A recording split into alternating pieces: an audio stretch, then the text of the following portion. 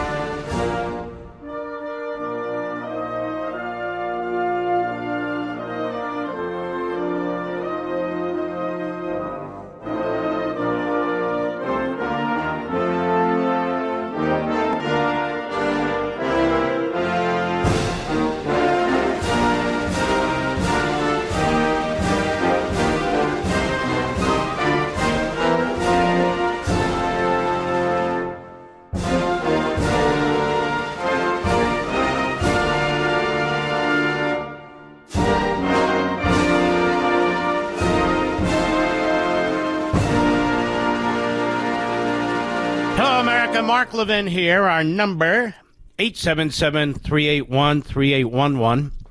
877-381-3811. You know,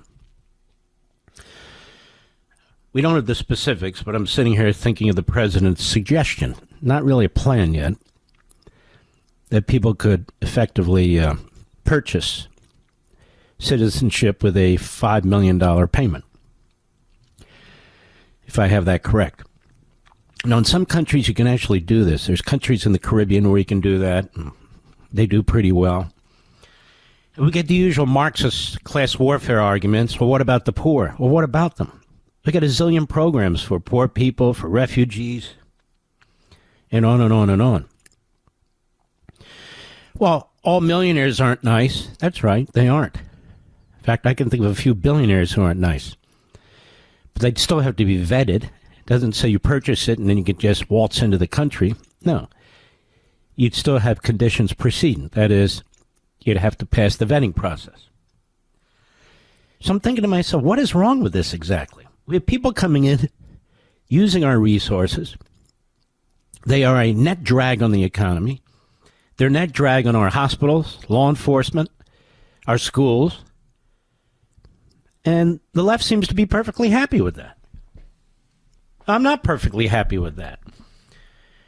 And then this guy who thinks completely out of the box, he says, wait a minute.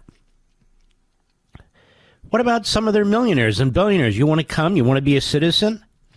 You're going to have to go through the rigors of a vetting process. But you can do so with a $5 million payment. And I'm sitting here thinking, Mr. Producer, what the hell's wrong with that? It doesn't cheapen citizenship. Cheapening citizenship is when your borders are wide open, you allow criminals and terrorists, drug cartels to come into the country. Women being raped and sold into slavery, children missing. That's a problem. Why is this a problem? It's not a problem. Again, you'd have to work out the particulars. I'm sure they could. But it's something worth at least looking at and pursuing. And then you can determine if it's actually doable. Sounds like it is. Well, what about poor people? Again, what about them? Is there a problem that poor people can't come into this country? Am I missing something? No, I'm not missing anything. No matter what this guy proposes, they say no. No. No matter what he wants to do, they say no. They don't want the status quo of the civil society. They want the status quo of the big, fat, bloated government. You want to get into a little bit of heavy stuff? Let's get into a little bit of heavy stuff. And then we'll get into some of the other stuff. That's what you're here for. You're smart people. This is the kind of audience that I love. You look at the Democrats and what's going on now with this dosh, with the spending, with the fraud, with the personnel, and they're defending every inch of it. When you confront them, they say, we just want it to be done differently. We just fear that they're reckless and they don't know what they're doing. We just fear that these people, well, they're not elected. We just fear, and it goes on and on and on. One roadblock after another. They don't support any of it. Because this is, as I've said repeatedly now, this is their government within a government. And the government within a government they own. And they don't care about waste, fraud, and abuse as long as some percentage of this enormous sum of money gets to the causes, the people, the countries that they wanted to get to. That's all they care about. They're not fiscally responsible, give a damn about what you pay in taxes or how much we borrow. That's not where they're coming from. But I want to think about this a little bit. To me, there's two kinds of law. I've been thinking about this a lot. There is law that is based on, how do I explain this? There's law that's based on, excuse me, certain spiritual beliefs. Natural law, as our Declaration of Independence says. That's based on Judeo-Christian values. In other words, law that's not simply based on excuse me, I'm kind of sick today. I'm just trying to muscle through this. Law that's not just based on somebody passing laws, legislation, but more than that. These are laws that enhance the civil society, that enhance the culture,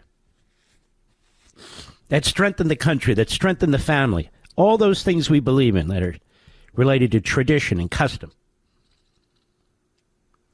There's that kind of law. And that kind of law is just, and that kind of law represents what? The value of the individual. Of the individual. Your Bill of Rights is about the individual. Your Constitution is about limiting the government. That kind of law is about what? Recognizing the sovereign of the individual, not the sovereign of government. You see what I'm saying, Mr. Producer? And then there's the other side that we're dealing with. They don't view law as based on natural rights or the Declaration. Their boy Woodrow Wilson rejected it. You saw this lady on one of the commie cable networks saying, what is this natural law stuff, this white Christian nationalist stuff? Of course, it has nothing to do with white Christian nationalist anything. It goes back to Socrates and Aristotle and Cicero and on and on and on, but she's too stupid to know any of that. Doesn't matter. So we have a law that's simply based on power. That is, a law that is based on trying to coerce, control, direct. And that's on the other side. Now, our Constitution, this country, was founded on the former. The Marxist Islamists, the Democrat Party, their media, what they push and embrace is the latter. And the ends justify the means. So the law is, as they say, when they say it. The law is that some of hundreds of district court judges say it is, and that's that. But what about the Constitution? Well, too bad. So they're at constant war with the Constitution. Why? Because it's based on the former. That is a belief system, a value system that people hold. Not on the latter, which is what? Which is about pure power. I'm doing a lot of research on this because I'm going to write a very extensive book on this. That's what I'm going to do. But I'm just running through the thought process with you. Now, the latter, that is not based on principles and values and beliefs that are embedded in the human spirit and faith, our declaration. The latter, which is based on pure power, it can change. It can move in any direction they want it to move in. It's not really based on anything but the desire of a judge or the desire of an administration at any given time. The latter seeks to break the bond between one generation and the next. The world begins today. We start with a clean slate. That was Marx. We destroy the relationship between parents, which, of course, is the glue that holds one generation to the next. The government, through its schools, the government, through a media that basically represents the state. The government, being the sovereign, not the individual, will determine what the law is, and it won't consult the people. It'll be the unelected branches, the judges, the bureaucracy, the media. They will decide what the law is. They will decide. Oh, Congress may pass laws because more and more Congress represents that perspective. And so we're really talking about two completely different animals, aren't we? I've said to you many times, why should we respect a radical activist judge's ruling when they don't respect the Constitution or the rule of law? And I'm taking it to the next step. Because they don't respect the Constitution or the rule of law, they make up the law. So the law is no longer stable. It's no longer predictable. You don't know what you're going to get in front of one of these judges. As opposed to judges that follow the Constitution, follow the law, are not interventionists, who are not power hungry. And that's in the Judeo-Christian value belief system. Whereas the latter is in the Marxist Islamist belief system. That's what you're seeing right now. So when, circling back, when Donald Trump and Elon Musk, when they reveal massive fraud, potentially criminality, massive amounts of money being shoveled off to a senator's wife or to a former gubernatorial candidate in Georgia, her favorite so-called nonprofit organization. That's another phrase that cracks me up. Some groups really are nonprofit, but a lot of them are, trust me, they're for-profit pretending to be nonprofit. Why don't the Democrats care? Because they're not looking at this the way we do. They're perfectly happy with what you and I view as the lawlessness, the fraud, and all the rest of it. They created it. They encouraged it. They're motivated by it. Every now and then they will talk about the law as you and I see it, the Constitution as you and I see it, but they don't mean it. They throw that around as a propaganda tool. And that's why they spent the last God knows how many years trashing the Constitution and the men who wrote it, trashing the American founding with the 1619 Project, trashing the entirety of society with CRT and DEI and all the rest of it. Because they don't believe in the founding, and they don't believe in the basis for the founding. That is, the Enlightenment, faith, spirituality. They believe in the iron fist. The law is what we say it is because we say what it is. I will develop this more in the days and weeks and months ahead. Hopefully the mental plagiarists out there will back off because they don't know what the hell they're talking about anyway. I hope this makes some sense of what's going on. Again, you and I believe, what the founders believed, the framers of the Constitution believed, those who embrace Americanism and constitutionalism, we come at this from principles that are literally based on something bigger than government, bigger than a Congress, bigger than courts, something that is spiritual, something that is based in ancient history and Judeo-Christian principles and other principles. Unalienable rights of what? The government? No, the individual. The individual. The other group, they never talk about the individual. They never talk about unalienable rights. They always talk about government.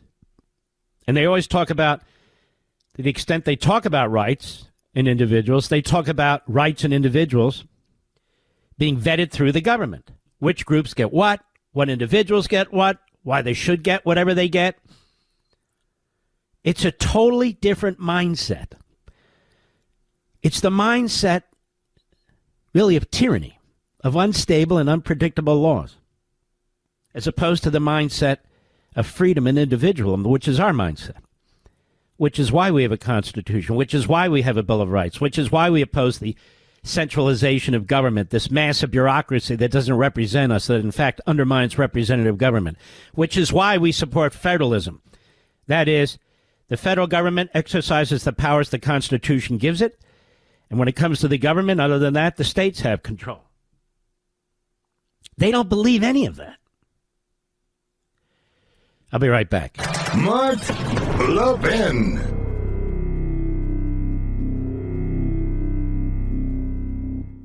Listen, folks, if you're like me, you're passionate about protecting our American values. That's why I trust the Heritage Foundation. They're dedicated to promoting policies based on free enterprise, limited government, and traditional American values. The Heritage Foundation does more than just produce policy recommendations. They're mobilizing conservatives across the country. And right now, they need you to take action by completing their national survey on President Trump's agenda. Your responses to this survey will help guide Heritage leadership as they work closely with folks in Washington to promote your values, secure America's borders, and restore our freedoms. Here's what I want you to do. Visit heritage.org/Levin, heritage.org/Levin to complete your survey. It's very, very important. My friends at Heritage need you to act now to help them maximize the impact on President Trump's first 100 days. Heritage is committed to preserving our Founding Fathers' principles and ensuring that America remains a beacon of freedom and opportunity.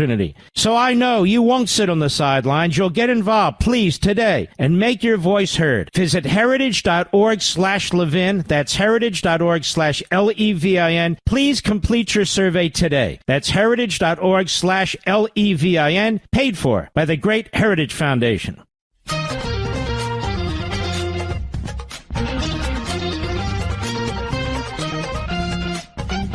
Well, it's finally happened. From the Wall Street Journal, Iran has enough highly enriched uranium for 6 nuclear weapons.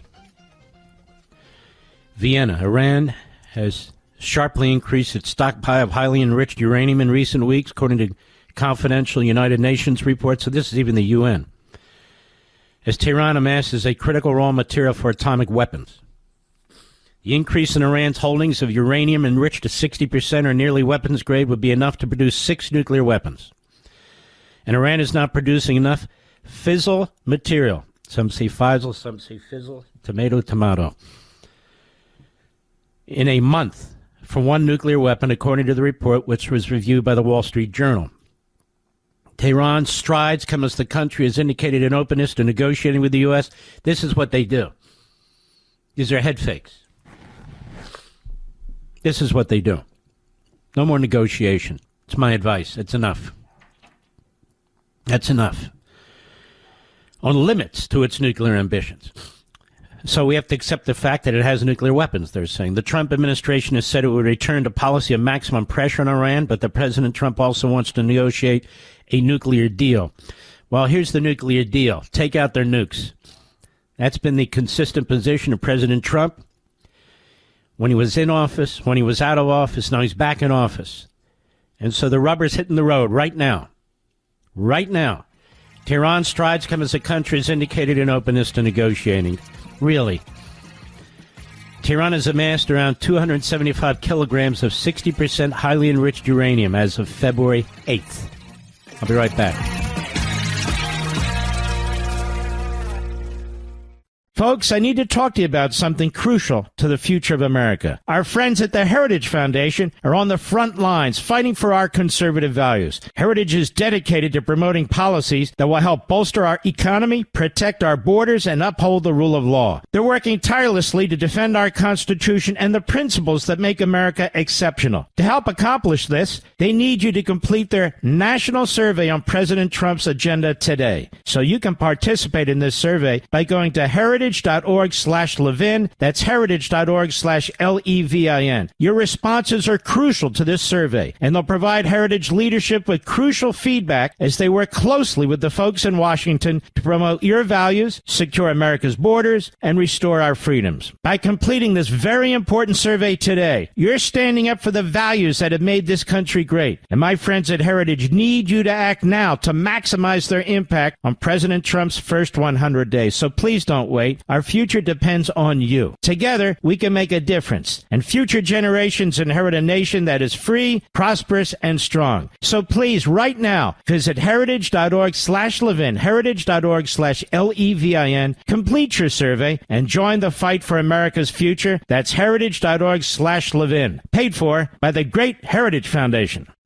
The Mark Levin Show, live and national at 877-381-3811. I want to thank President Trump for a wholly unexpected, really quite unbelievable post that he had earlier today, Mr. Producer. That was something, wasn't it? And I wasn't even aware of it. People started telling me about it. And let's see here. Let me find it. This is the president. What time was it? 7:23 this morning. Mark Levin's last two shows, Saturday and Sunday, were incredible. A must-see. I think we're going to have to open a beautiful museum to honor the words and wisdom of the great one, Mark Levin, 3 exclamation marks. I'm very honored by this. Very honored. And this should demonstrate to people, number one, if you have viewpoints, state them respectfully and so forth and so on. Number two, don't let people twist your words with headlines, particularly people who are leftists, people who are looking for trouble. People are not interested in the facts. The Pravda, Al Jazeera media, and their entrails, like Mediaite or Drudge Report. They don't represent anything. They don't even tell you the truth. If you read them, you're going to be totally confused. Totally confused.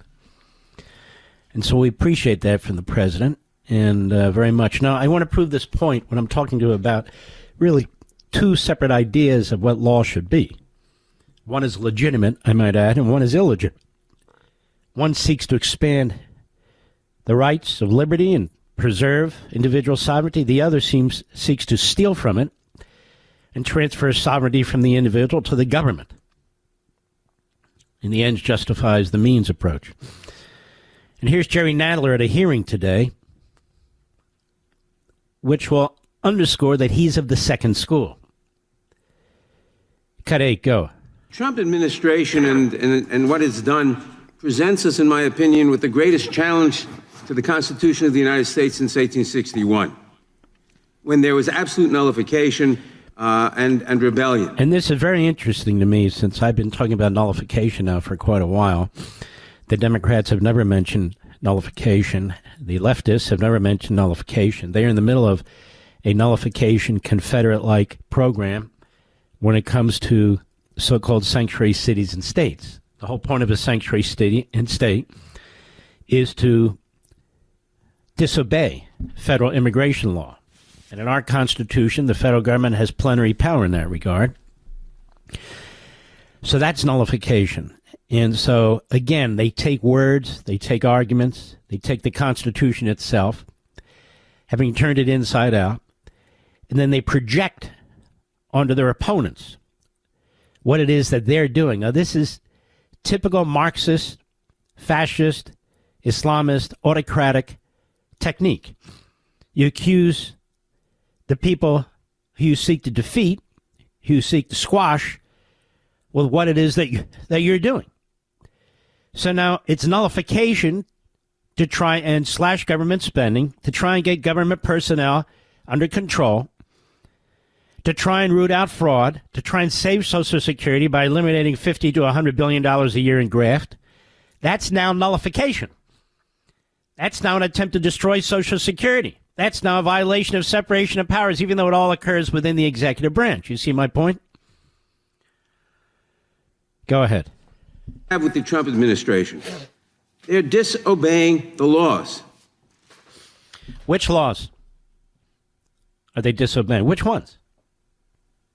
They keep saying this, and I keep asking, what law are they disobeying? Which one?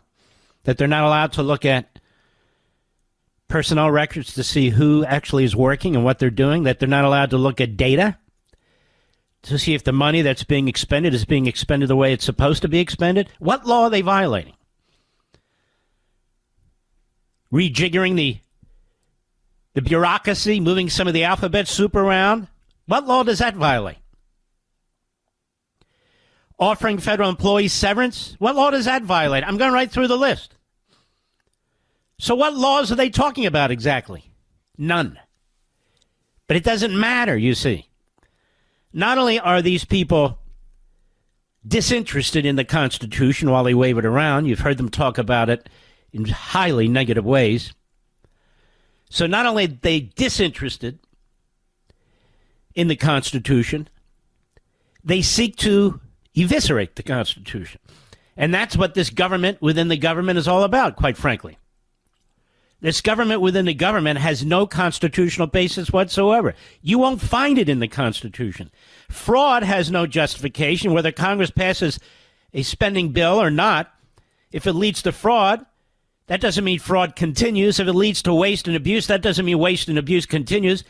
As the great Brendan Sullivan said about himself when he was representing Ollie North in front of the Iran-Contra Joint Committee, the president is not a potted plant. He's the president. And as Alexander Hamilton said, the president needs to be powerful in the areas in which he has power. Go ahead. Musk is not an appointed official. He is not confirmed by the Senate. Is this guy drunk on this stupidity? He's not an appointed official? Of course he's an appointed official. Of course he's an appointed official. Go ahead. He is given the authority to destroy agencies established by Congress. Which agencies is he destroying? He took USAID, which is a corrupt rat's nest filled with fraud and waste, and it was brought within the State Department. So I don't know what that means, destroying agencies, destroying anything. Go ahead. This Agency for International Development was established by Congress in 1961. It was authorized. Appropriations were made. And yet, Elon Musk says we're putting it through the wood chipper. RIP USAID. No, he's saying we will continue appropriations as long as they're not waste, fraud, and abuse, of which there's an enormous amount, that this president is not required to sign off on these things. Just because a GS-13 bureaucrat at USAID decides that condoms and a lot of them should go to an African country or something like that doesn't mean the head of the executive branch, a unitary body, has to go along with it. Period. Congress's power of the purse is not without exceptions. It's not without exceptions. Go ahead. Stops. And the food is rotting on the piers in Africa instead of being given to people who are starving. The food is rotting on the piers in Africa. Anybody have any video of that? The food rotting on the piers in Africa, Mr. Producer? Is that what we're talking about? Food rotting on the piers in Africa? Is that what we're talking? Tell me, are the condoms rotting on the piers in Mozambique or wherever the hell they were being sent to? Jerry Nadler doesn't come there and say, you know, there's no way $2 billion should have gone to Stacey Abrams connected so-called environmental group. That $2 billion could have gone to feeding American children. Notice he doesn't say that. Or the $20 billion in a slush fund that went to 8 grantees, radical left-wing grantees near the end of the Biden regime. That money could have been used, to build roads right here in America. He doesn't say that, does he? No, and he's not going to. Because Jerry Nadler is a Marxist. And so, again, he comes at this quite differently than you and I do. Much of the spending here is lawless. I don't know if it's criminal in terms of being lawless, but it's lawless. And we're trying to find out who authorized what. And the fact that they're trying to find out who authorized what is a bridge too far for Nadler and his ilk. They don't care. They created this. This belongs to them. It's a massive slush fund, this government within a government. That's what it is. They created USAID, but then look in the shadows what USAID has been doing. Look in the closets. Look under the sheets. It's grotesque. The Democrat Party stands for fraud. The Democrat Party stands for bloat. For a government within a government that has nothing to do with representative government. Nothing. Zero. Because they view the government as the sovereign, not the individual. I'll be right back. Mark Levin.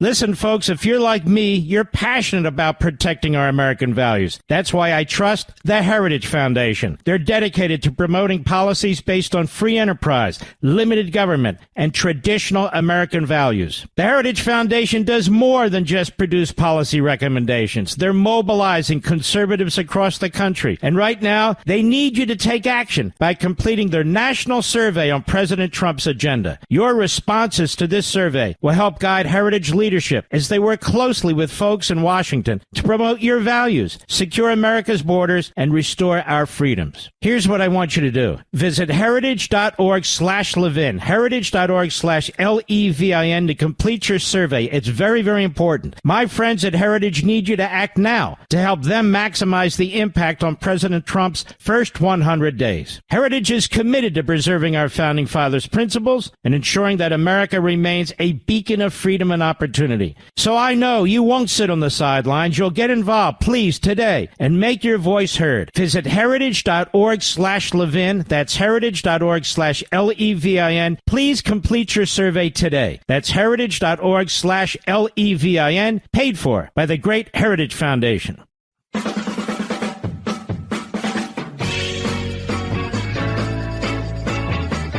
Hour 3, our power hour, we're going to have Stephen A. Smith with us. James Carville has been attacking him. Carville's been slapping him around. So I want to get into that a little bit and understand exactly what's going on there. I don't know why James Carville's everywhere. He's a demented old man. But I guess they like the fact that he's a demented old man. They miss Biden. And don't forget, you can always go to marklevinshow.com, click on the audio rewind, and select your favorite platform to hear this program when you want to hear it. And to hear all 3 hours. Or search Mark Levin Show on your favorite podcast platform. You can find all my full podcast interviews, specials on YouTube. We have our own YouTube channel. Go to Mark Levin Show on YouTube. It's that simple. Or go to youtube.com at Mark Levin Show. Now, if none of this makes sense to you, just go to marklevinshow.com. That's the mothership. And it'll be very easily explained there. So there's no reason to miss any of the program.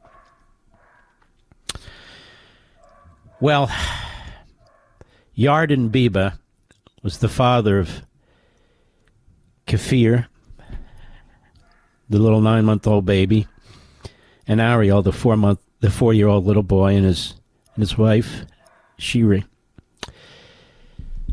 And their funeral was today, and it was a real tearjerker. And he said, and I'm reading the interpretation, I remember the first time I said, "Mi amor" to you, meaning his wife, was at the very beginning of our relationship. You told me to only call you that if I was certain I loved you, not to say it carelessly. I didn't say it then because I didn't want you to think I was rushing to say I love you. Shiri, I'll confess to you now that I already loved you back when I first said, "Mi amor." Shiri, I love you and I will always love you. Shiri, you are everything to me. You're the best wife and mother there could be. Shiri, you are my best friend. Mish Mish, that's what he called her. That was the nickname. It will help me make decisions now. Now I am supposed to make decisions without you? You remember our last decision together in the safe room? I asked you if we should fight or surrender, and you said fight, so I fought. Sherry, I'm sorry I couldn't protect you all. If only I had known what would happen, I wouldn't have fired. I think about everything we went through together. There are so many beautiful memories. I remember the birth of Ariel and Kiefer. I remember the days we would sit at home or in a cafe, just the two of us, talking for hours about everything under the sun. It was wonderful. I miss those times deeply. Your presence is profoundly missed. I want to tell you about everything that's happening in the world and here in Israel.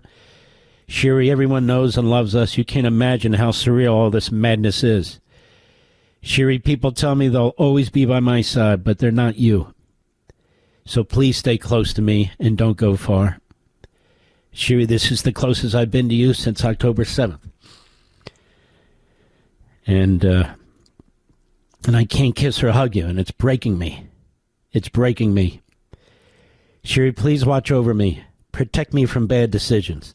Shield me from harmful things. And protect me from myself. I take that to mean that this man is so distraught, as we all would be, and he actually is contemplating something I don't even want to mention. Guard me so I don't sink into darkness. Mish, I love you. Chucky Ariel, it's the 4-year-old.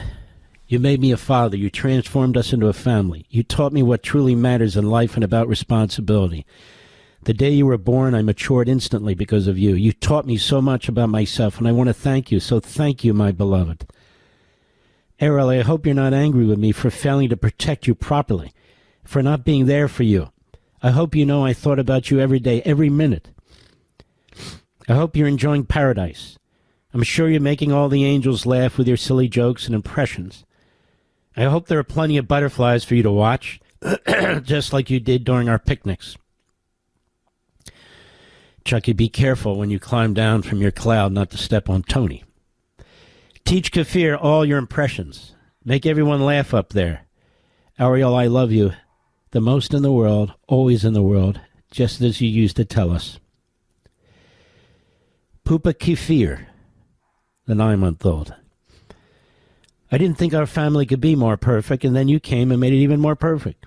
I remember your birth. I remember during the delivery when the midwife suddenly stopped everything. We were frightened and thought something was wrong, but it was just to tell us we had another redhead. Mom and I laughed and rejoiced. You brought more light and happiness to our little home. You came with your sweet, captivating laugh and smile, and I was instantly hooked. It was impossible not to nibble on you all the time. Kafir, I'm sorry I didn't protect you better, but I need you to know that I love you deeply and miss you terribly. I miss nibbling on you and hearing your laughter. I miss our morning games when Mom would ask me to watch you before I went to work. I cherish those little moments so much, and I miss them now more than ever. Kafir, I love you the most in the world, always in the world. I have so many more things to tell you, but I'll save them from when we're alone.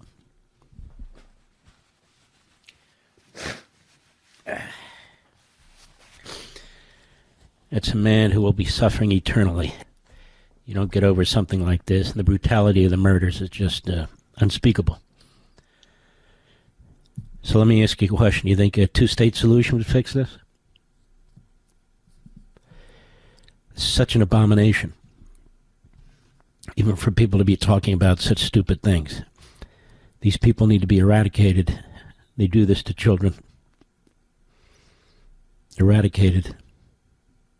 Every day I have to make decisions, like the rest of you, but I'm talking about the content of the show. I've got a stack that's a foot high, and obviously I'm not going to race through it. This isn't a race. And so it is that we'll get to some of the more major issues that are more paramount to you and me when we return for hour 2. I'll be right back. This segment of the podcast is exclusively sponsored by Pure Talk. Pure Talk offers great coverage and can save your family money on your wireless bill every single month. Go to puretalk.com to find the plan that's right for you. Thank you again for listening, and thank you so much for this sponsorship, Pure Talk. He's here. is here. Now, broadcasting from the underground command post, deep in the bowels of a hidden bunker, somewhere under the brick and steel of a nondescript building, we've once again made contact with our leader, Mark Levin. Oh, hello, America. Mark Levin here. Our number, 877-381-3811, 877-381-3811. Over the Constipated News Network, John King, you remember him? Probably not. Well, they went around. They were actually looking for any Trump voters who've turned against him. Now, since most of you don't listen to CNN, in fact, nobody listens to CNN, which does raise a point before I get to this story then. Jeff Bezos is trying to fix the Washington Compost because it effectively has lost 90% of its subscribers. So he puts out to his opinion page and others, we're gonna focus on two things, effectively, liberty and prosperity. And so, of course, the Marxist Islamists and other frauds, phonies, and freaks over there got very angry, as did their entrails over there at Mediocrite. Yeah, it's a very controversial. Freedom, individual freedom, and prosperity. Very controversial. And so there's an issue there. You know, the LA Times, the guy who owns that paper, he said, we're going to be a little bit more balanced on our editorial page. And, of course, they freaked out. That is the Lilliputians. Because I think they should run the place. Even though they take money out of it and they don't put anything into it. Over at MSNBC, they're just basically changing the deck chairs on the Titanic over there. It's good that they changed Joy Reid's because she was bringing down the ship of state. There's no question about that. But they replaced her with 3 reprobates. Took 3 reprobates to fill her high heels, I suppose, and saw her walking around in a fur coat. Did you see that, Mr. Producer? So Joy Reid is a multimillionaire. She's walking around in a fur coat. I don't have a problem with these coats, but a lot of people on the left do, don't they? While she's squawking on all the time about racism and white privilege and Marxist propaganda and Islamist defenses. Good riddance. Get lost. But over at the Constipated News Network, there's John King. And, well, take a listen. Cut 15, go.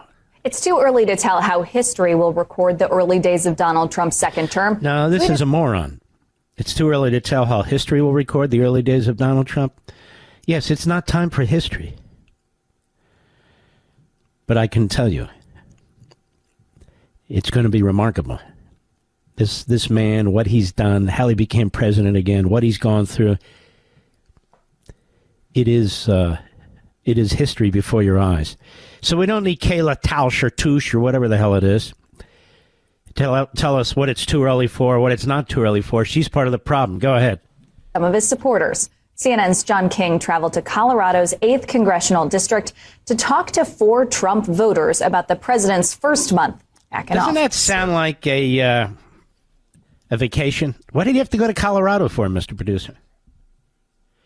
Seriously. I think the guy works out of the Washington Bureau. He could have gone to anywhere around Washington, D.C.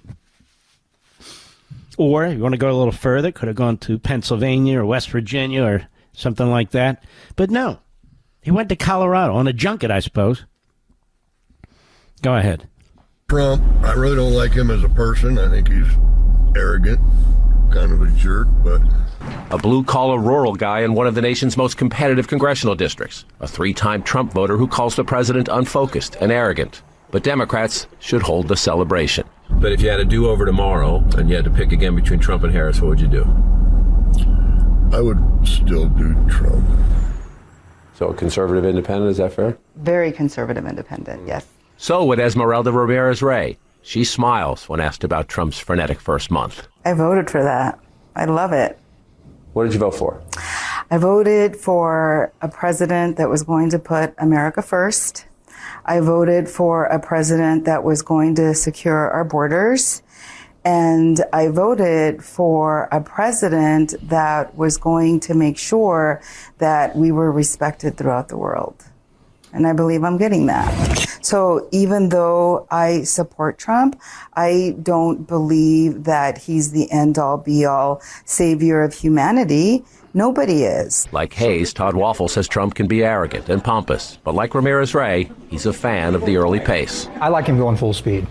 Yeah, let's get things done. Let's find out if the policies work, they don't work. But yeah, this is the baby Bruin system. Boil it up there.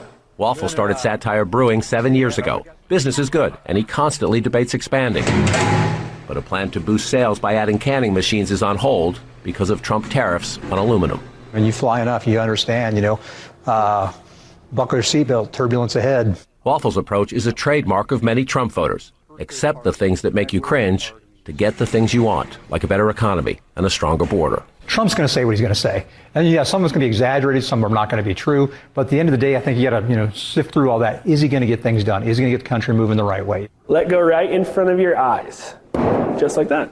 Austin Jenkins voted for lower taxes and less regulation. That would help his small businesses, including this cocktail bar and the Greeley Hatchet House. He seemed like the lesser of two evils, in my opinion. But Jenkins finds the first month unsettling. Not a fan of tariffs or executive orders by the dozens or Musk popping from agency to agency. Well, I would only ask this. Well, what should he do then? See, they'll never follow up with a guy like this and say, okay, so how would you do it? Because like it or not, America, this is ugly and there's no other way. It is what it is. This is how it has to be done. Go ahead. Somewhere. I did hear from that final voter saying that he didn't like the tariffs. He didn't like that the way that Trump was going about some of these things. It was too chaotic. But by and large, most voters echoed the sentiment from Trump's first term, which is we don't like the style, but we like the substance. Harvard-Harris poll came out yesterday, and by a very wide margin, people think they prefer Donald Trump to Joe Biden, and that's what he's going to be judged against for a while. I think John King picked the right place to go. Colorado's 8th District with Gabe Evans, a freshman Republican, Hispanic, former police officer. That is the crux of the battle for the House. He won the toughest House race last time. It'll be the toughest race this time. I think I take away from that piece what I'm seeing from polls. People think that Trump is directionally correct. They accept that the country was really on the wrong track, and it's going to take some drastic action to change it. There may be some things get broken in that process. Everything won't be perfect, but they want a president who's taking action and shaking things up. I guess the question, Kendra, is how much gets broken in that process? Well, and that's exactly right. I think there's a very fine line. How much gets broken in the process? Look around America. Trillions and trillions of dollars.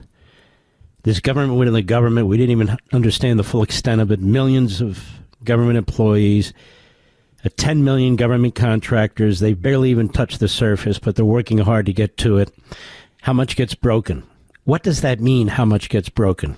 We're trying to breathe life back into our constitutional republic. It's not the constitutional republic that'll get broken. It's that over 100 years of this, really about 120 years of this, many of our fellow citizens have gotten used to it. Many of our fellow citizens rely on it. Many of our fellow citizens actually support it. And those are the people who CNN and their ilk represent. So it's not a matter of breaking things that shouldn't be broken. It's a matter of putting things back in a box. Putting things back in a box. That's what matters. Go ahead. I think they've very much crossed over it multiple times. I think you saw that with what some of the viewers were talking about or the voters were talking about. It is a fine line, but, there is a little bit of leeway he's getting. But at the end of the day, the egg prices are still not down, right?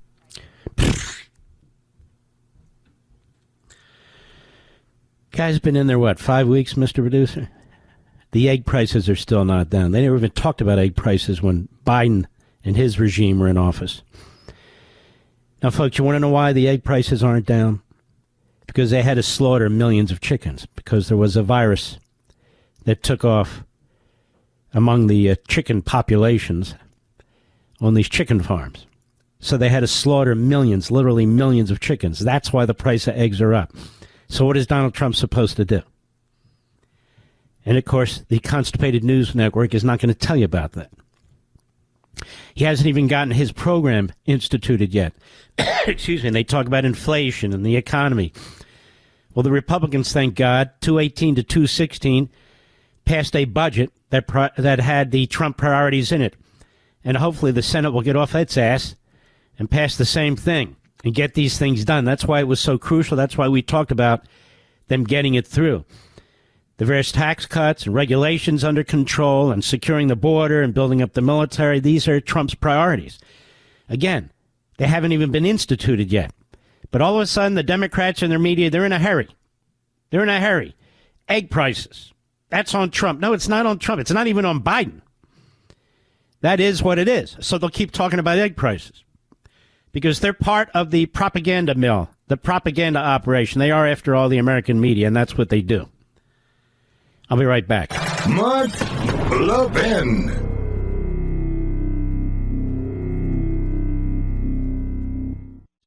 This country was founded on freedom. Freedom from a country that forced us to buy overpriced tea, then try blockading us when we dumped their tea into the ocean. How'd that work out? Well, it's time to throw your overpriced big wireless contract overboard, too. You don't need to pay $100 a month per person just to get a free phone. Pure Talk, my cell phone company, says no to inflated prices and gimmicks. With a qualifying plan of just $45 a month, you can choose a free iPhone 14 or a free Samsung Galaxy with qualifying plans. And yes, this is for a premium service. Unlimited talk, text, 25 gigs of data, and mobile hotspot at a fraction of the price of the big three. All on America's most dependable 5G network. Get your free iPhone 14 or Samsung Galaxy with qualifying plans by visiting puretalk.com/Levin today. Switching is easy. Again, that's puretalk.com/LEVIN to claim your free iPhone or Galaxy with a qualifying purchase from Pure Talk. America's wireless company, my wireless company.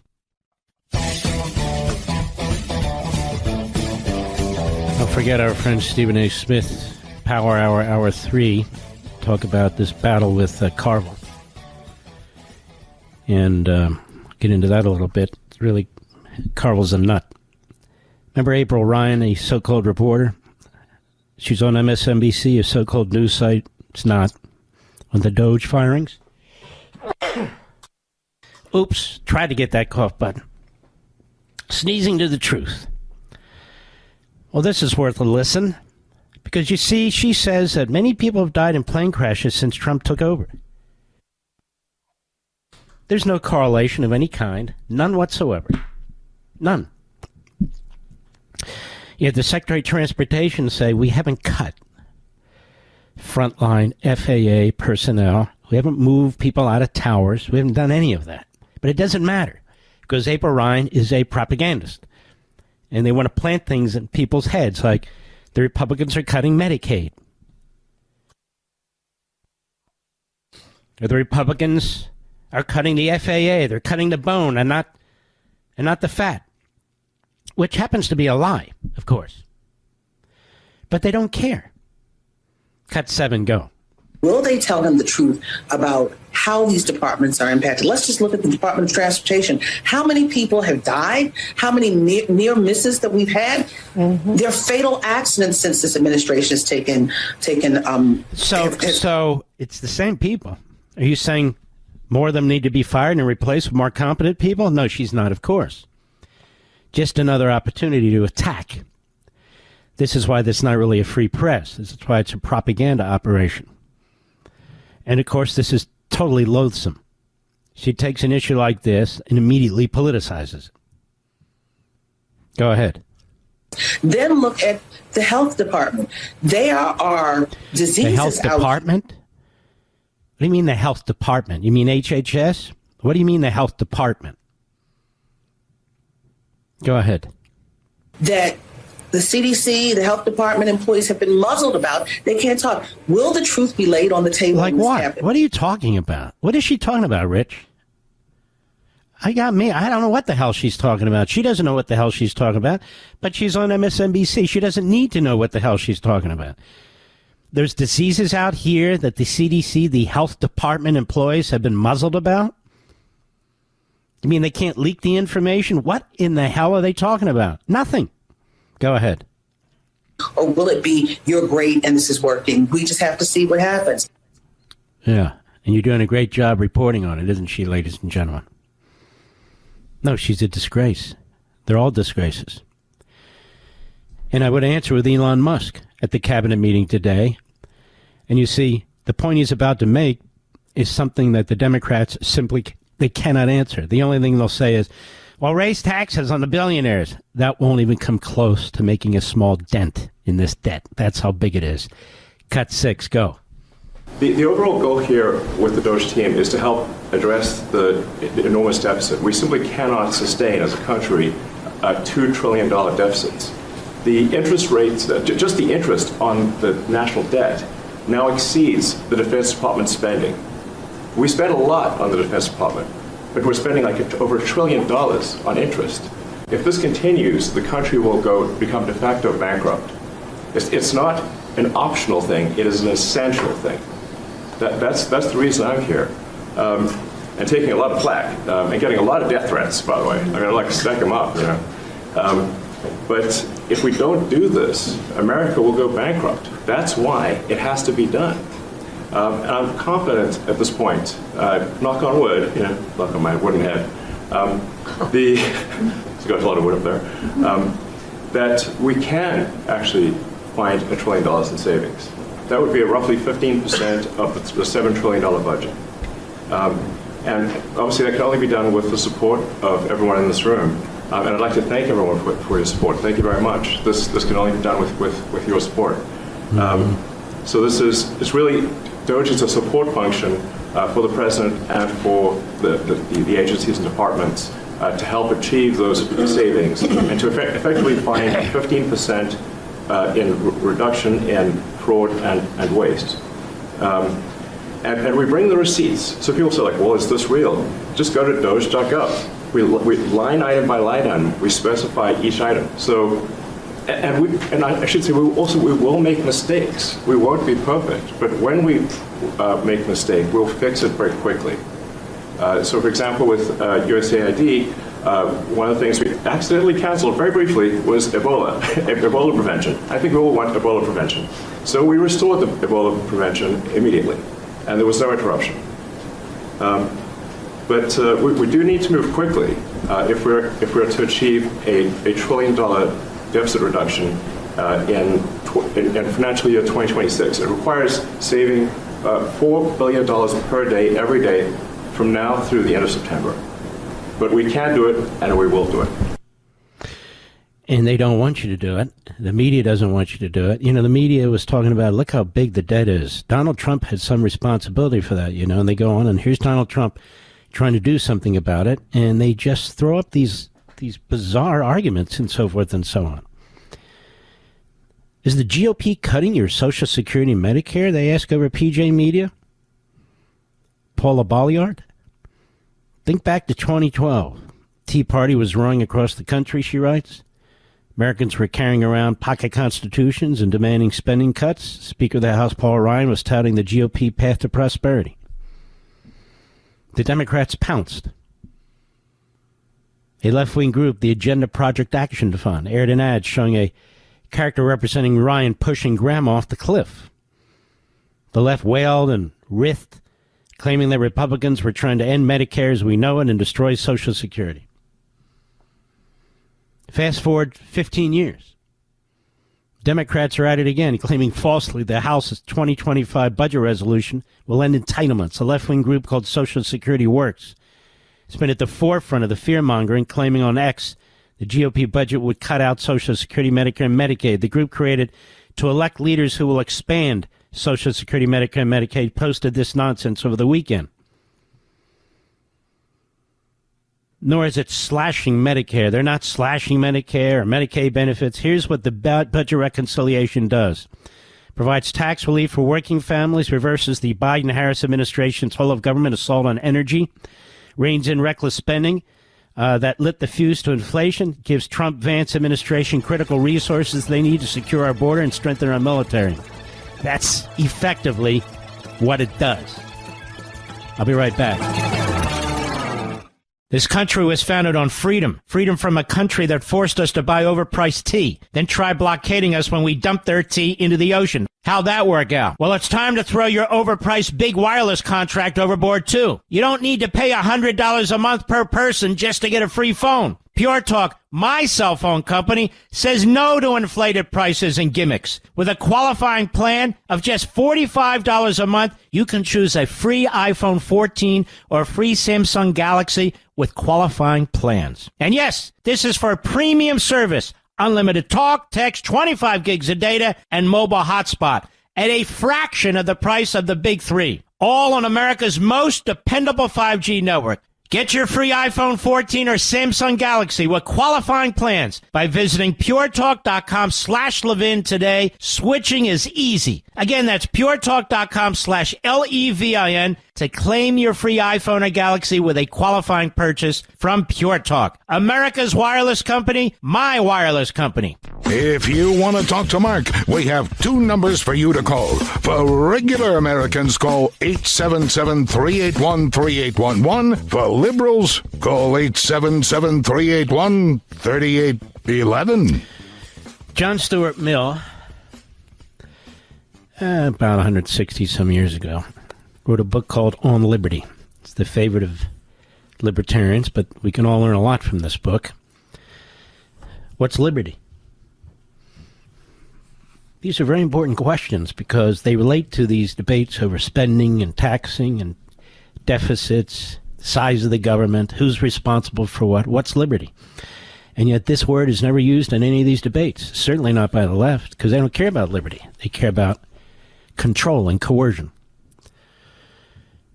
And there's a famous passage from the book, kind of sums things up, a famous tract, maybe his most famous. He says that unless men are left to live as they wish, and I quote, in the part of their conduct which merely concerns themselves, civilization cannot advance. The truth will not, for lack of a free market in ideas, come to light. Spontaneity, energy, character, individuality in all its forms will decline. There will be no scope for genius, for mental vigor, for moral courage. Society will be crushed by the weight of collective mediocrity.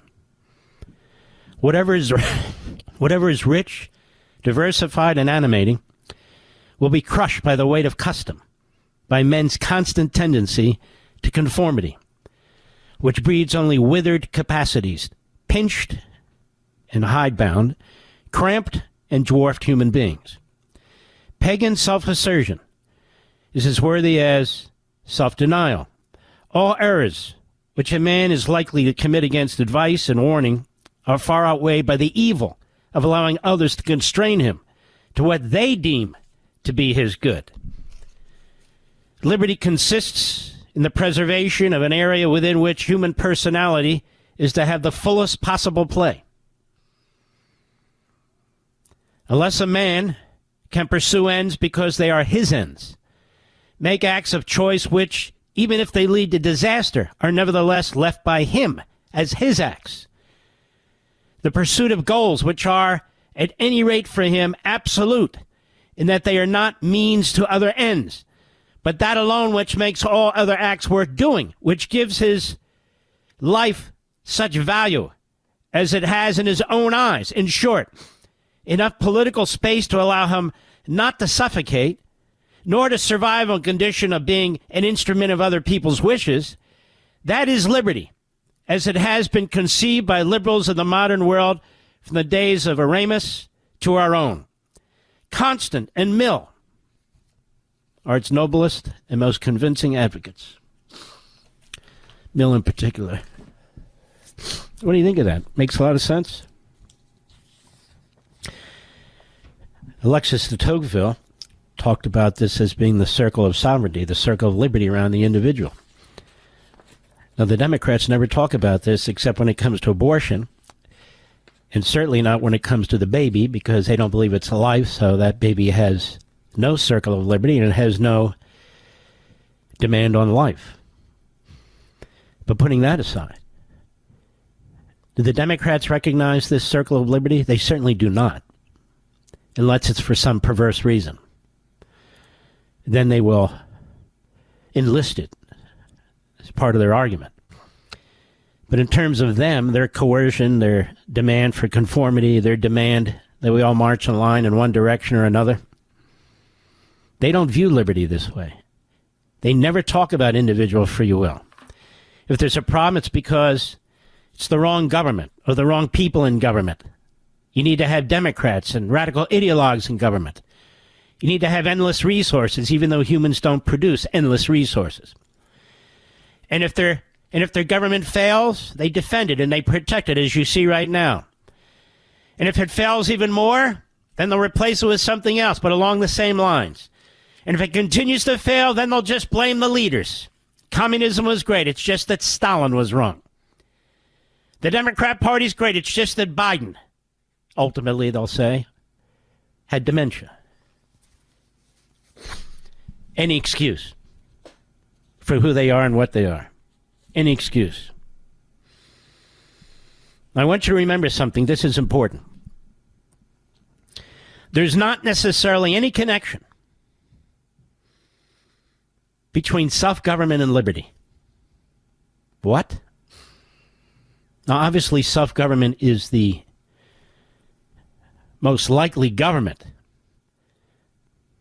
in which liberty can be maintained to some extent, depending on the government. But even democracies can be in the business of tyranny.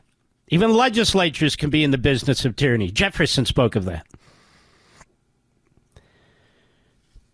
Your rights come before government. Government doesn't come before your rights. And just because a legislature votes in a way that impinges on that circle of liberty that you have around you doesn't mean it's legitimate. Doesn't mean it's legitimate. Because it's not.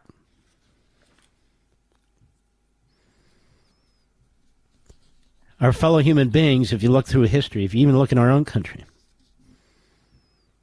too often are more than happy to acquiesce to this kind of tyranny within a democracy. Just don't touch me. Just don't take it all. Just make sure I can vote. Or just don't bother me. Just don't bother me. Tyranny by the collective, a legislature, is still tyranny. Tyranny by unelected judges who impose their will because they can is tyranny, nonetheless. That's the way it is. Notice in our country, they're trying to tell you how to think. They're trying to tell you what words to use. They're trying to tell you that they know better how to raise your children than you do. Notice if you're within whatever number of feet of an abortion clinic, you better keep your mouth shut. In fact, you better not show up. Notice that. Notice that when somebody owns a newspaper and he decides, look, I want a little more balance, we're going to focus on liberty and prosperity. Notice how these so-called journalists and their opinion writers have an absolute fit. An absolute fit.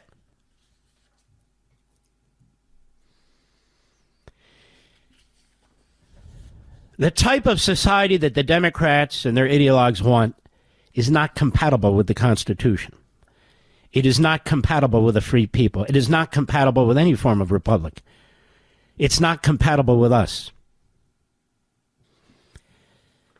The Constitution was built to prevent what they want, which is why they do not believe in separation of powers, which is why they believe in an all-powerful centralized government, which is why they defend bloat and fraud and abuse.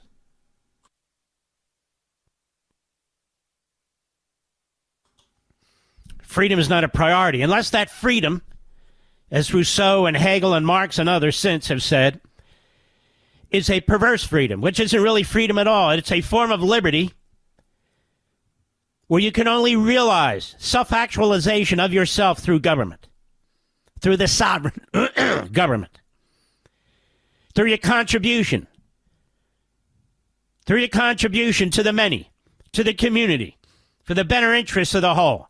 Only then can you fully realize yourself. How many people have died having to comply with those types of orders? A lot. on a little bit of a rant. I think it's very important. It's just me. We'll be right back. Mark Levin.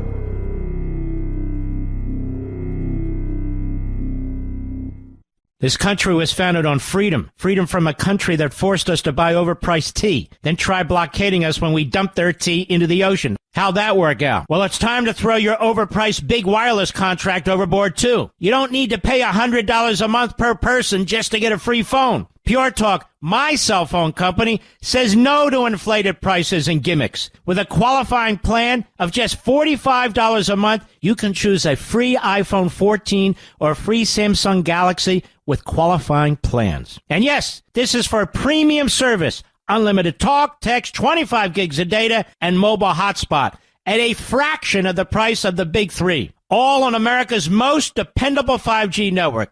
Get your free iPhone 14 or Samsung Galaxy with qualifying plans by visiting puretalk.com/Levin today. Switching is easy. Again, that's puretalk.com/LEVIN to claim your free iPhone or Galaxy with a qualifying purchase from Pure Talk. America's wireless company, my wireless company.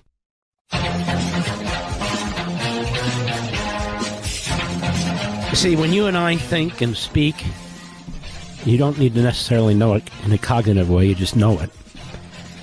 And you're talking about certain values and principles and so forth. You're talking about things that come from the heart, from the soul, and yes, the mind, reasoning. It's not some kind of an abstract conception, which is where the left is with Marxism and Islamism and all the other isms. Some kind of an abstract conception about a utopia,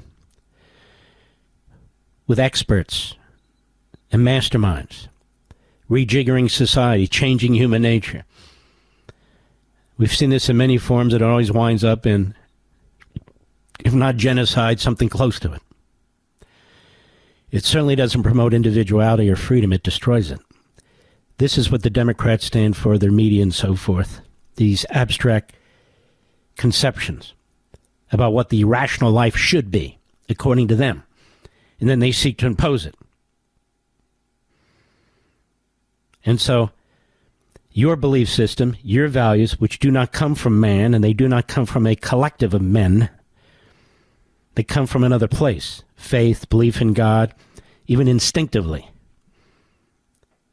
are to be dismissed. That's why they attacked the Declaration of Independence and the men who wrote it, the most concise statement of what America was to be all about.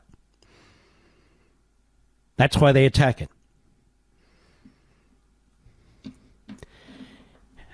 Anything they don't understand on the left, they dismiss.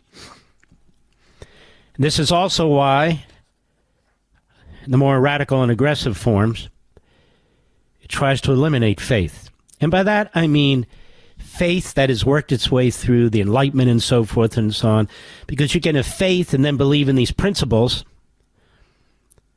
that you find in our Constitution, in our way of life, the Western world and so forth. Somebody has a different religious belief, fine, who cares? I'm not going to impose my views on them and force them to believe what I want to believe. Leave other people alone. This is not obviously the entire Enlightenment, but these ideas come from the Enlightenment, and then they're fused with your faith, a belief system that predates the Enlightenment. These are your religious beliefs, whatever your religion is, washed through this notion of an enlightenment, a representative government, a freedom of speech, a freedom of assembly, and all these other things. Live and let live.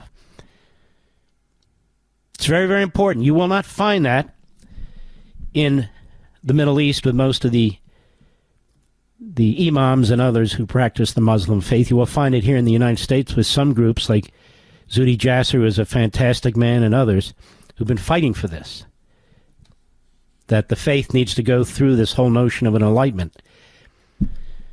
But whether it does actually do that or not, I'm trying to explain the difference between the Gerald Nadlers, the Rifkins, the Bernie Sanders, the Schumers, that whole ilk, the media, their academics, and us. They reject natural law. They reject it. They reject the idea of unalienable rights belonging to an individual. A government has to do what a government has to do. They reject individual sovereignty. Except when it comes to them, of course, that's a whole other story. That's who they are. That's what they believe. And that's what we're dealing with. Donald Trump doesn't read these ancients and all the rest of it. He doesn't need to, but he gets it. He understands exactly what's taking place. All right, Mr. Producer, I got to get to work here, don't I? How often in this country do we debate liberty? Almost never. How often in this country do we debate tyranny? And who's responsible for it? Almost never. You'll hear, constitutional crisis, by people who hate the Constitution and others who don't even understand what the hell they're talking about. How often will you hear us debate about free will? Never. Never. Why? These are the core essentials to being an American in the American system. That's what it's about. Now, in most societies, and unfortunately, many of the people in our own society, people are prepared to sacrifice their liberty and their security and their prosperity to hooligans and thugs who claim to stand for them, claim to represent them, claim they're going to take care of them. And, of course, they have no intention. No intention. And they grow this increasingly powerful police state. They monitor you more and more and more. And the other thing they do is with their propaganda is they accuse the people who are challenging them, like a Trump or like an Elon Musk, like us, of doing the very things that they're doing. More when we return. Don't forget in hour 3, the big hour, Stephen A. Smith on his battle with Carville. You can hear it. You can go to youtube.com at The Mark Levin Show or The Mark Levin Show on YouTube or Mark Levin Show on your favorite podcast platform. See you in a minute.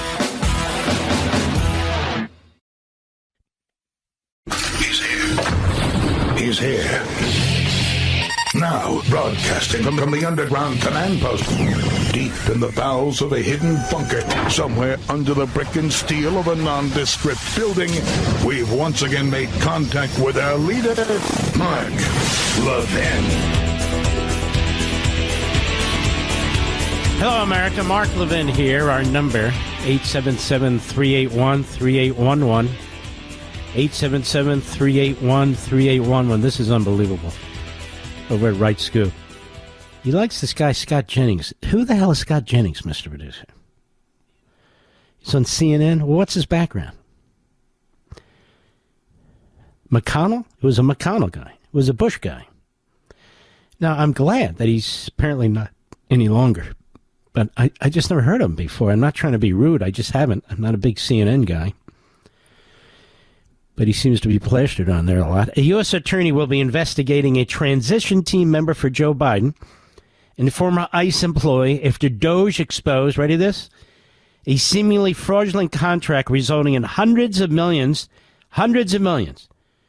This is going on everywhere. No wonder the Democrats are trying to cover all this up. Going to a group called Family Endeavors, which this Biden team member joined and helped secure this contract. Doge explains that Family Endeavors went from having only $8 million in 2020 to a massive $500 million, $520 million after securing this contract from the Biden regime. This is just crazy. And, of course, Gerald Nadler's not going to mention any of this. There's not a single Democrat that's going to. Doge explains the Family Endeavors went from $8 million in 2020 to this $520 million after they got this contract. So they say a former ICE employee and Biden transition team member joined Family Endeavors in early 2021 and helped secure a sole source HHS contract, sole source, no competition, for overflow housing from licensed care facilities. As a result, Family Endeavor's cash and portfolio of investments grew from $8.3 million in 2020, 3 years later to $520 million and change. Since March 2024, 1 year ago, HHS has paid $18 million a month to keep the Pecos facility open despite the fact that it's sitting empty. The national licensed facility occupancy is now below 20%. HHS was able to terminate this contract, saving taxpayers over $215 million annually. Doe says HHS has now ended the contract, and they sent this to the U.S. Attorney in Washington, Ed Martin. Martin got the tweet, and he is going to investigate the fraud, he says. I see it. We will dig into this. That's how things get done. People need to be held to account. This is just crazy. The amount of money we're talking about is nuts. And it all goes in one direction. Tell me, how many right-wing organizations have you seen getting money, Mr. Producer? How many conservative organizations? How many constitutionalist organizations are getting all this money? Any piece of all this money? None.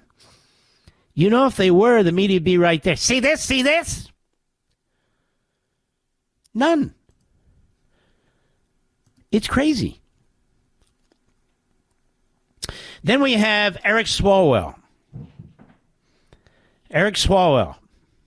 Journalist sat next to him. Swalwell was drunk. That's his sort of normal condition. Exposes his conversation, says he's a massive national security threat. We already knew that, but this is more.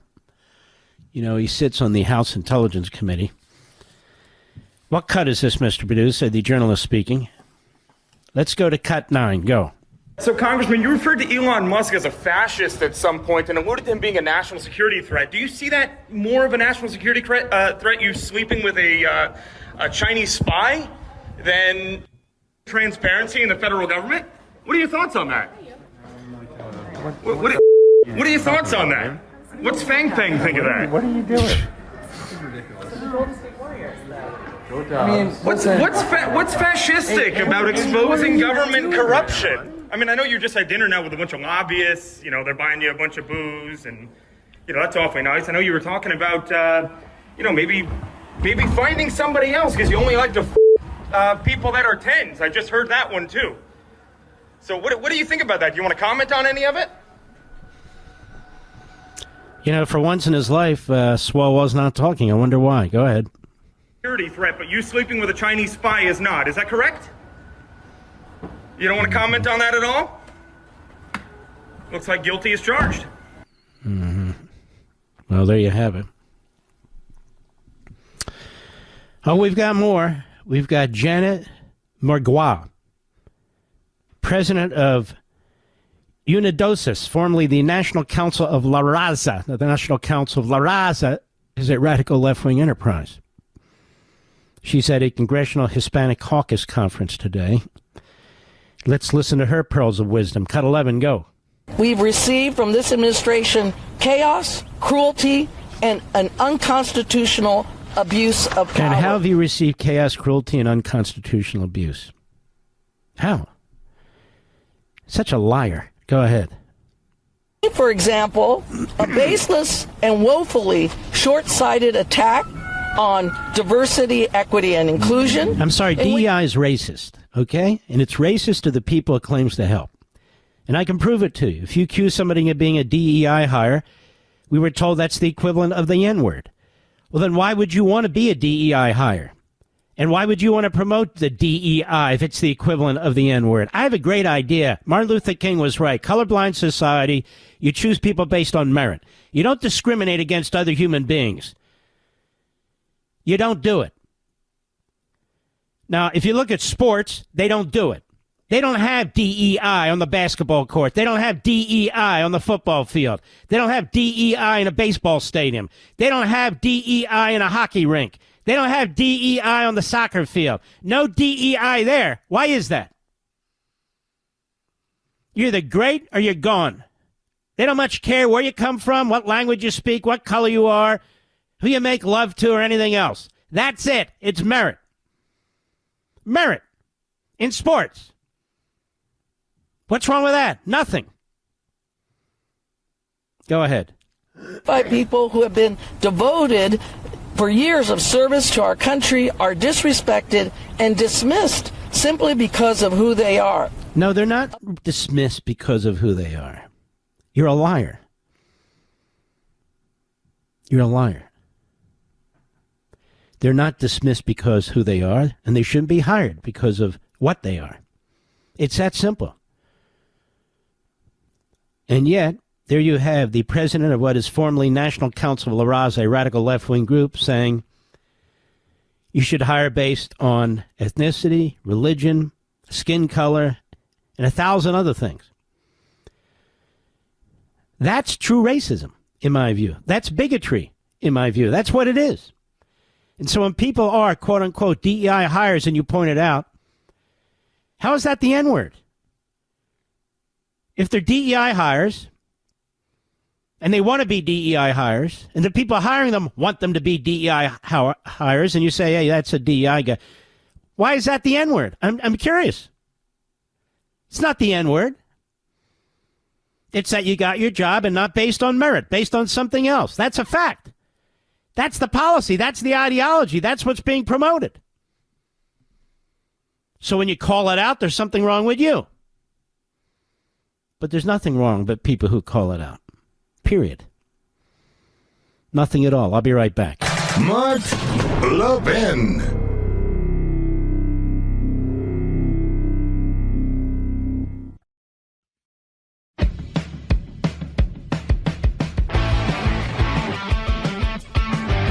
What was that? I wanted you to do cut one, I believe, right, Mr. Producer? Let's go for it. Go ahead. I just wondered if there's any progress towards the second phase of the ceasefire. Well, I'm very disappointed when I see four bodies came in today. These are young people. Young people don't die, okay? Young people don't die. These are young people. 4 bodies came in today. They think they're doing us a favor by sending us bodies. So, look, that's a decision that has to be made by Israel, by Bibi. But Israel has to make that decision. We got a lot of hostages back, but it's very sad what happened to those people. I mean, you had a young lady with her hand practically blown off. You know why it blew up? Because she put up her hand to try and stop a bullet that was coming her way. And it hit her hand and blew off her fingers, big part of her hand. This is a vicious group of people. And Israel's going to have to decide what they're doing. Phase 1 is going to be ending. Think of it, today they sent in 4 bodies. And I will say one thing, though. I've spoken to a lot of the parents and a lot of the people involved. They want those bodies almost as much and maybe even just as much as they wanted their son or their daughter. Amazing. Please, sir, please, my son is dead, but they have his body. Please, can you get it for us? It's the biggest thing.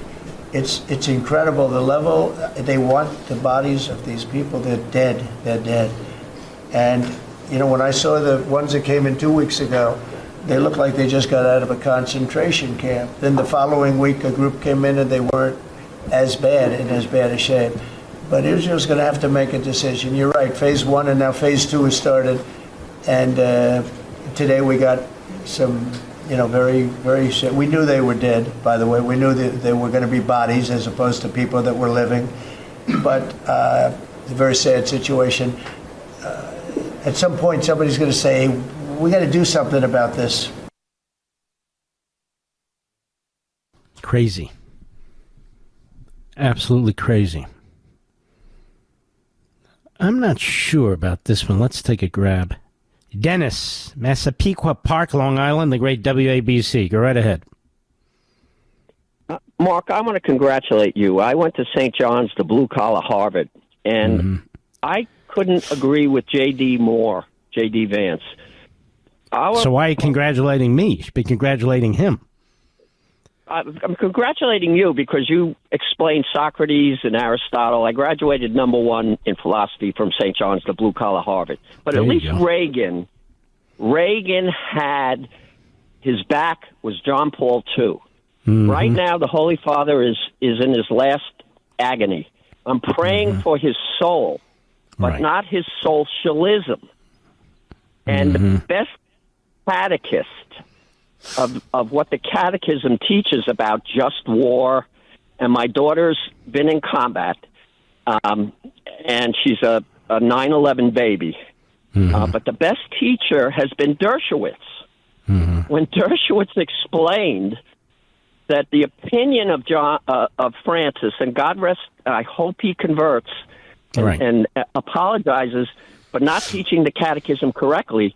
The guy who explained the catechism best was Dershowitz. Francis has his socialist opinions, but the teaching of the church specifically is to protect human life, period. So the death penalty is licit, and so is the just war. And so I congratulate you and Katsimatidis and even Sid. There are crappy catechists and there are crappy Catholics. And we need to teach the catechism correctly. All right, my brother. It says here you went to school with Bill O'Reilly. I did. And I'm smarter than Bill. Oh, really? Don't tell that to Bill. He won't like that. I know. I know. Sid and Joe Benigno says he's arrogant, but he's pretty. He's pretty. Let me put it I like Bill. You know, I used to not. There was a lot of misunderstanding between us. We get along quite well, actually. All right, Dennis. Thank you, my friend. Good yontif. All right, let's keep going. The Orthodox Jews are out there saying, don't say good yontif. I say it because I like to say it. That's the way it is. Let's go to Salt Lake City, Utah, KKAT. Clark. How are you, Clark? Clark must be fine. Let's keep moving. Garth, Little Falls, Minnesota, KLTF. Garth, how are you? Great. Long-time listener, first-time caller. Thank you. You're a great American. Thank you. Yes. Do you recall what Valerie Jarrett's title was when she was with Barack Obama? Oh, that's a good question. I do not. Was it like a Queen of the Hill or something? Well, I don't think she was. I don't think she went through Congress or anything like that. I think she was anointed, wasn't she? I mean, I thought Rahm Emanuel was the chief of staff. Great point. Really good point. In the great words of a not-so-great president, he said, elections have consequences. So now the tide is turned. Boy, that's profound. Who said that? Barack Obama. Oh, all right. Well, there you go. Do you remember when Valerie Jarrett said, we got to toughen you up, big ears? I don't remember that. No, not really. Oh, I do. I think it was when he went against Romney, and he had that disastrous... he had a bad debate. Yeah. Yeah, the first debate, correct. All right, Garth, I want to go down memory lane, but maybe another day. Thank you for your call, my friend. Much appreciated. Rich, how much time do I have, brother? Let's go to Jim, Youngstown, Ohio. We only have 1 minute, Jim. Go ahead, please. Mr. Levin, that's a pleasure. I want to talk to you about Social Security and what nobody else is talking about with eliminating fraud. The federal government just created fraud. They repealed the protection against fraud with the Social Security Fairness Act. Kudlow is probably the only one I've heard talk about this that has a base of understanding. What it did is it stopped government employees who didn't pay Social Security taxes on their wages from collecting windfall, which is Social Security's word for welfare. All right, we'll have to dig in another day. I apologize to you, my friend. We'll be right back. Mark Levin, the thunder on the right. Call in now, 877-381-3811. We're here with my friend Stephen A. Smith. You know, I'm not a big fan of James Carville. I've never been. I don't even know why they keep putting him on TV. He's rambling like a head case. Anyway, He's attacking my friend Stephen A. Smith, really pretty stupid, and Stephen A. has slapped him back. Stephen A. Smith, how are you, my friend, and what the hell's going on with this guy? What's going on, big time? I got to tell you, when you're on hold waiting to come on your radio show, man, people should listen to the music you play. I love it. It's big time. It's Thank big you, time. sir. You got a nice little soundtrack there, my man. How you I doing? pick it out. I pick it all out. Okay. Yes, sir. So what's going on with this guy? James Carville, listen, I've never met the man. I don't know him. I've seen him obviously many, many times over the years. I'm familiar with his background with the Clinton administration. Is the economy stupid from 1992? I get all of that. But he took umbrage with what I've been saying about the Democrats and that, you know, they're an absolute mess and they need to get their act together if they're going to have any shot at competing with Trump and the GOP for years to come and get away from the extreme progressiveness and all of this other stuff. And I also said that Josh Shapiro, the governor of Pennsylvania, Wes Moore, the governor of Maryland, others people that I've interviewed Shapiro. I know Wes Moore a little bit. I like them. I said, but you have no national voice on your roster.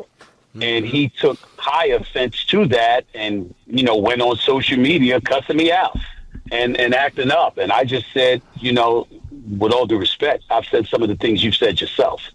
So, you know, clearly it's not what I said. It's evidently the fact that people are listening to me instead of you. So maybe you should take issue with those people for the Democratic Party that have shoved you aside and have minimized your voice rather than aiming your ire at me. That's what I said, and I haven't heard from him since, but I know that his team has reached out to ask me to come on his podcast, and I've accepted, and I'm looking forward to appearing on his podcast whenever that is, because you know me, I don't run, so it's not a problem. No, but if you want an audience, he should appear on your podcast, not you on his podcast. You know, that's kind of goofy. Now, let me ask you this. Yeah.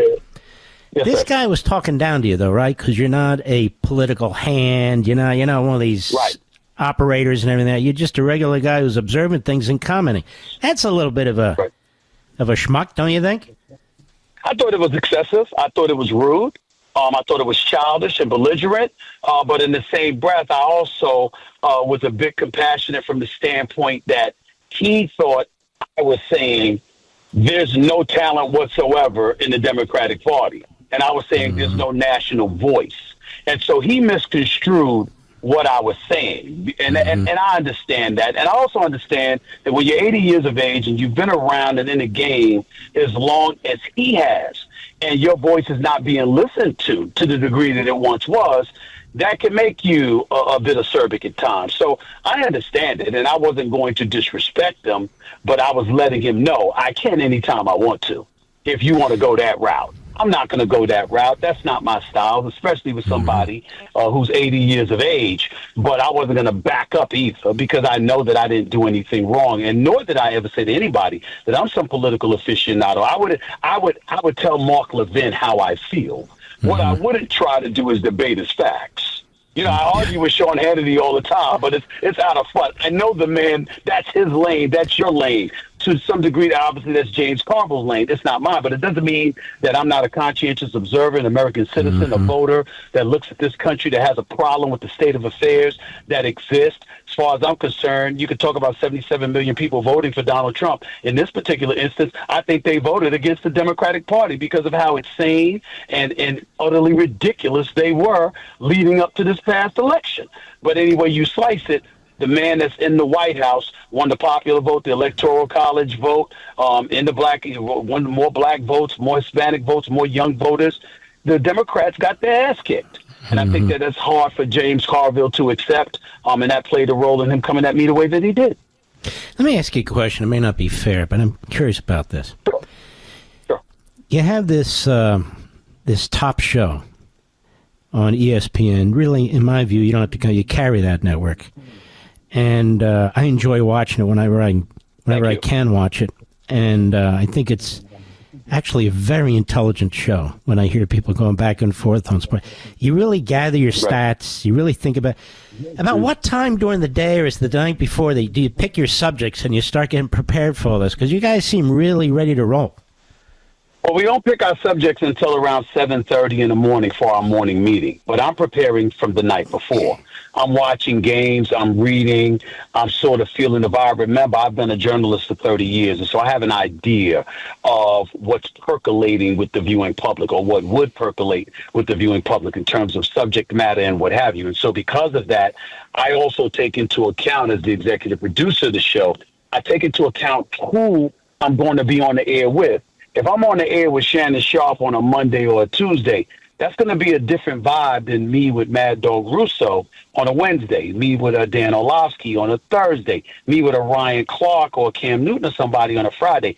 All of them have different personalities. So I'm watching them, I'm studying them, I'm seeing the kind of things that they're passionate about. I'm studying their tenor, the momentum and vibe that they have, depending on which subject it is that resonates with them, and I'm gauging whether or not that is something that will resonate with the viewer. And so by the time 7:30 arrives the next morning, I have a strong idea what that's going to be. And as a result, I make sure those are the subject matter that I tackle, because the audience, I'm trying to entertain the audience and inform them all at the same time. And I need my debate partners to assist in doing so. So I try to discover what they're passionate about, because I know I'm going to bring the heat no matter what. Do you get calls from like owners or players or agents, whatever, time to time? I imagine you do, saying, can't you back off? Why are you hammering my guy like this? I get calls every day. I get text messages every day. And it's usually not that. It's people wanting to provide information and intel just to influence my perspective to some degree. And believe it or not, I welcome that. I don't mind that at all. It's something that I welcome, because you never know what you don't know. And you always want to make sure that people recognize that you're willing to listen and that you have an open mind. I remember when, obviously you had some issues with ESPN and Disney, particularly with Colin Kaepernick times and all of this other stuff. And I would say to you, not only do I care about your opinion, Mark, just text me. Just call me. You know what I'm saying? If somebody's wrong, if somebody doesn't have it together, let me know, because it's something I might have missed. So, when you let me know that, okay, if I agree with you, that's a point I'll bring up right on the air. And I have an inordinate amount of sources that edify me every single day, which is what makes me who I am for the show. All right. Dumb question. You ready? What does the A stand for? Anthony. Stephen Anthony Smith. And you probably did Stephen A. Smith, because there's a lot of Stephen Smiths out there. I'll tell you, in the Jewish community, there's a lot of Mark Levins. And my mother insisted, use your middle initial. Use that damn middle initial. Is that what happened with you? No. What happened was, Mark, is that I was in the 4th grade and I got left back because I had a 1st grade reading level. I had undiagnosed dyslexia. And there was no greater support, even though my older sister Linda was very supportive, and a friend of the family was very, very supportive. His name was Tiverton. There was no one more supportive of me than my mother. Mm-hmm. And growing up, I hated my name, Stephen, because she would call me Stephen, or, when she was upset at me, because it's spelled with a PH. And I hated it. But when I became successful, when I focused and locked in on educating myself and overcoming the dyslexia, nobody was of greater assistance in that regard than my mother, who was the greatest woman I've ever known. And so when I finally got my degree and I started writing for the school newspaper and ultimately in the business, I said Stephen A. Smith as my byline, as a personal tribute to her forever. And that's how I became known as Stephen A. I remember when she passed, that really hit you very, very, very hard, didn't it? Oh, it was devastating. I mean, it was the greatest loss that I've ever suffered in my life. I was genuinely depressed for legitimately 2 years. It was hard for me to smile. I would be on the air at times, and it would be 30 to 60 seconds where I completely black out, and I wouldn't even see the person sitting across from me debating or anything like that. The misery was very, very palpable. Went through therapy for it and what have you, and just tried to recall all the great things that she did for me, what she meant to me, what I meant to her, and how she would remind me, this is the way it's supposed to be. You don't want me. I'm not supposed to go before you. You're not supposed to go before me. It's supposed to be the other way around. So do what you do. Make me proud. Do everything you can to be the best that you can be, and validate my love and my dedication and devotion to you by trying to do the right thing. And that's what I've tried to do. Most times I've succeeded. Sometimes I've failed. But my intent is always there. It's just like me now being in the politics, talking about it and stuff like that. I'm not taking sides. My attitude is, you know what? Whatever's best for America. Let's get back to that. Let's get back to looking out for one another and locking arms and being all that we can be for each other as American citizens so we can move forward and live prosperously. And that's where I get that attitude from, my mom, because my mother was about that. That's who she was. I notice you're ubiquitous. You're on all these sites. People want to talk to you, and not just about sports. As a matter of fact, about other things. Why do you think that is? Oh, because they know that I'm, no pun intended for the title of my book, Straight Shooter, but I am a straight shooter. I'll let you know where I stand and how I feel. But the caveat is I have an open mind. And a lot of times people think that when I'm speaking, it's like I'm finite. Oh, this is how I feel and this is what it is. And that's it. I'm not like that. I'm just honest enough to tell you how I feel in the moment that you ask me the question. Now, if you educate me about something that I didn't know about, I'm open-minded enough to receive that and alter my opinion. But why would you know to do that if I wasn't honest enough to let you know where I stand? Because I try to encourage people to do the same for me. Don't worry about me being offended. Talk to me like a human being. Respect me enough to let me know where you stand and why. If I disagree with you, I'll tell you. Maybe that'll work for you. Maybe you'll clap back and say, no, you're wrong, and here's why you're wrong. And you may make more sense than me. Either way you slice it, we walk away better because we're more educated. But most importantly, we recognize we can talk to one another as human beings. That's how you and I became friends. That's how me and Sean Hannity became friends. That's how plenty of other friends that I had became friends. That's the way it should be, and that's what I strive to achieve. Well, we are friends, and I'm glad about that. You're a very good man. You're very earnest. You got a big heart. People know that. I think they can see that. And smart as hell. Smart as hell. When I watch you do this sports stuff, I say, my God, where does he get all this stuff from? And you run circles around these guys. No offense. No offense. You just do. I enjoy watching it just to watch some of the drama. You know, when you got Mad Dog on there, I think he's going to have a heart attack. So, anyway.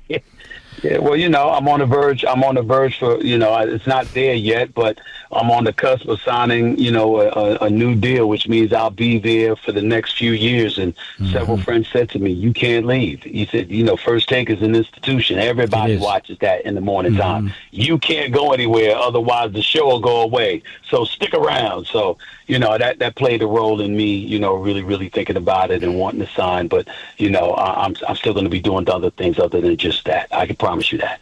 It's a fantastic show. It really is. Stephen A., God bless you, my friend. Keep it up, buddy. God bless. You take care, Mark. All right. You too. I like that guy. He's really a nice guy. Now what the hell am I doing, Rich? I've lost my place. What is it? We'll be right back. Mark Levin.